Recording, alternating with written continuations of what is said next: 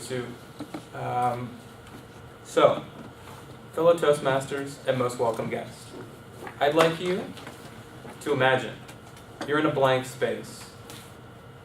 It's completely white, and there's nothing as far as the eye can see. But there's one peculiar thing that you realize, that you, in this space, can form things as you see fit. At first, they absolutely suck. But with effort, they get better and better. It's challenging, but this is the coolest thing. Why would you want to stop? Soon, they start to look like life, the things you intended to. And eventually, they start to look better. Why? It's because you made them. You've put your own thoughts, intentions, and beliefs into these objects. And infinite detail exists, but you've decided what's most important, whether intentionally or not. So, that creates a story. And stories are one of the most powerful things we as humans have. So, let's pause and zoom out. What do we see? We see a hand, a blank piece of paper, maybe with the startings of a sketch, maybe it's your cat, I don't know. So this could be a speech considered about my experiences, but it's also about one of my most beloved companions, drawing. What if I told you that drawing on a 2D surface and a love for creating things there could translate to very real, exciting things? And by mastering drawing, we can learn lessons not only about ourselves and the world around us. So let's take a minute and rewind. I've been drawing for about 7 years now. Before that, pretty directionless, pretty unconfident, unsocial, all of that. And by sheer trial and error and a bit of inspiration, I found illustration, which soon became my career. So for those who don't know, to illustrate is to create an image, usually a drawing or painting that depicts an idea or a story. And ever since, I've been drawing and painting nearly every day, and I'm amazed at how this path to mastery aspires me to change my life for the better. So now I'd like to start on a story. Picture this. We're in La Jolla, California, sitting on top of a large rock formation. The view is expansive. The ocean is dark blue. The sky, light green. And the rocks we're sitting on are yellow and orange, sweeping shapes as they flow into the ocean. The air is salty. And I'm sitting there thinking, what makes this beautiful? What things, if I capture them, will make everything else irrelevant? Because when we paint outside and we try and paint our environment, we have very, very limited time. 2 hours maximum. By the time the light changes as the sun moves throughout the sky, the scene is completely unrecognizable. So we need to prioritize.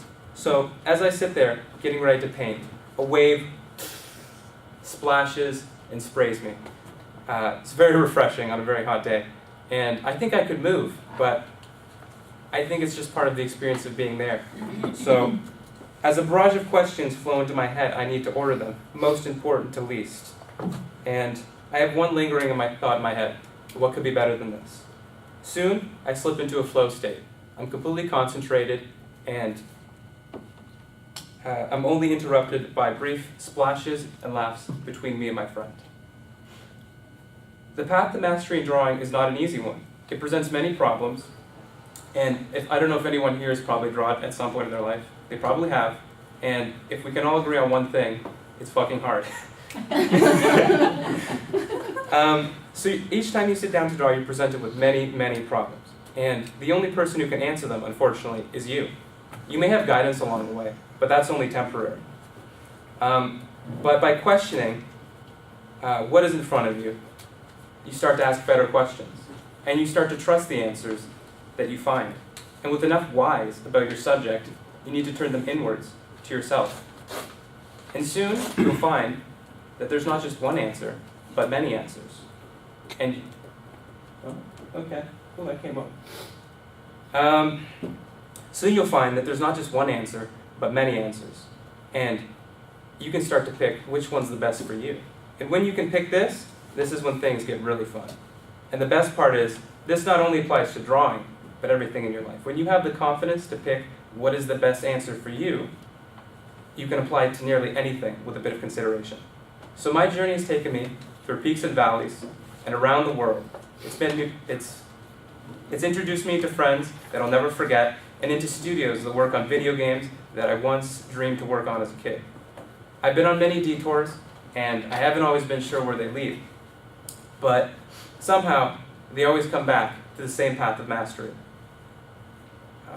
And each time I come out from a detour, I emerge a little bit more confident and a little bit more driven than the time before.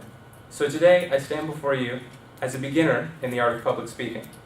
I'm here to improve my ability to communicate my excitement for life and how I experience it through drawing. So, if I may, I would like to encourage each and every one of you to follow your own path to mastery. You may already know your path. It could be anything as simple as cooking, photography, even business. You may not know it, and if you don't, that's okay. I encourage you to follow your intuition and challenge pre-existing assumptions you may have. And please follow it with no fear. As long as you ask questions along the way, you will learn universal principles that apply to mastery and somehow find the correct path for yourself. I believe that everyone has a path. Everyone has a passion inside them to bring something special and new into this world that has never been seen before. So I say, if you are undecided, please pick and act for as little as 10 minutes every day.